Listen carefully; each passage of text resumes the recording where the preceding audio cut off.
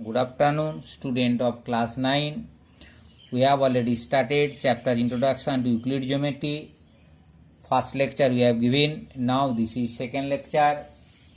There in the last lecture we have discussed the Euclid has given some definition in his book 1. Now the definition also we have discussed. Again we are discussing another part. Starting with his definition, Euclid assumes certain properties which were not to be proved. These assumptions are actually obvious universal truth. As you say, two parallel lines never intersect, like that. We are not proving, but it is intuitively it is true and it is not to be proved. It is true only.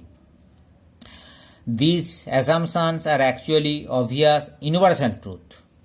He divided them into two types, axioms and postulate. That is, Euclid divided them. Euclid used the term postulate for the assumptions that were specific to geometry. Then which result is specific to geometry? All those results are postulate. And an axiom used throughout the mathematics, not specifically linked to geometry. That means which any result in mathematics, that is axioms, and any result which is confined in geometry, that is postulate. Some of Euclid axioms not in his order are given below. See, these are axioms. We have to remember this one. You have to remember this statement. Axiom 1. Things which are equal to the same things are equal to one another thing. Things which are equal to the same things are equal to one another. That means which are equal to the same. A is equal to B and B is equal to C. Then A will be equal to C. If equals are added to equals, the whole are equal. Suppose A equal to B. Now both sides we are adding C. Then A plus C is equal to B plus C. If equals are subtracted from the equals, remainders are equal. Same way, suppose you are adding X equal to Y. Now x minus 5 equal to y minus 5. You are subtracting equal on both sides.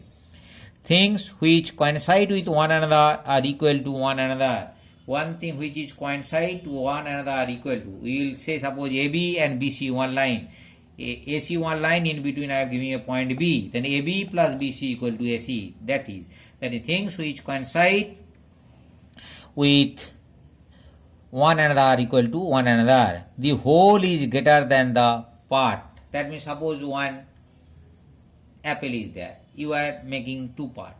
Whatever may be the two part, it may be one half, another one half, it may be one third, another one two third. But each part is less than the whole. That is, whole is greater than the part. Things which are double of the same things are equal to the one another. Suppose you are writing A is equal to B, then double twice A is equal to twice B. Things which are half of the same things are equal to another. Two things are equal. Now adding half of the both things, the both things will be half. That means they will be also equal. Now these are the axioms. 7 axioms we are giving. Now we are going to this other axiom. What I mentioned here, axioms are only in mathematics. They are not confined in geometry. Axioms used throughout mathematics, not specifically linked to geometry. These are all 7 axioms. Next we are saying the postulate. We say postulates are confined in geometry. There we will discuss 5 postulates. See, let us discuss Euclid 5 postulate. You have to remember this one. Postulate 1 means this one. A straight line may be drawn from any one point to another point. Straight line may be drawn from any one point to another, to any other point. Straight line may be drawn from any one point to any other point. You have to remember this one. What do what? Actually, if you join 2 points, there will be only one line. With that one axiom here it is written. Axiom it is related to mathematics. That's why it may contain geometrical part also. Given two distinct points, there is a unique line passes through them. That is another one result. That means through 2 points we will get only one line and that will be unique. Postulate 2. A terminated line can be produced indefinitely. At a line, that terminated line we know that is line segment. Nowadays, at that time terminated line can be produced indefinitely, that time it is written. A circle can be drawn with any center and any radius. All right angles are equal to one another. All right angles are equal to one another. This is related to one axiom also, because all right angle will be equal to 90 degrees, then all right angles are equal to one another. If a straight line falling on two straight line, one straight line falling on to, suppose these are two straight falling one straight line,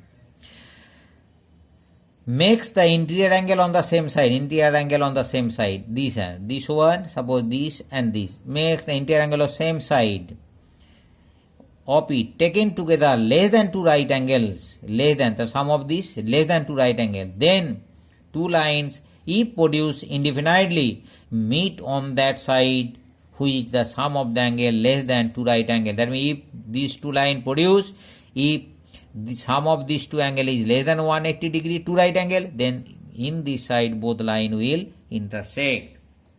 Like that it is. But one thing here you see, if sum of the two angle, this will be discussed, you will read the book, sum of the two angle 180 degree, that is not mentioned. Only it is mentioned if sum of the two angle less than 180 degree, on that side both line will intersect if it is produced. This is postulate 5. Nowadays postulate and axiom are terms that they are used interchangeably and in the same sense. Here one thing remember, we are discussing these 5 postulates. It will be asked in question, write the postulate 1, Euclid postulate 1. Then you have to say this one, straight line may be drawn from any one point to any other point. If it is saying straight postulate 3, you have to say a circle can be drawn with any center and with any radius. Again we will discuss remaining part. You will read this book carefully. Limited part I have copied from the book, but you have to remember this each statement what I have written here, and axiom and postulate, you have to remember it. But you read the books carefully. Again next video we will discuss next part. Thank you.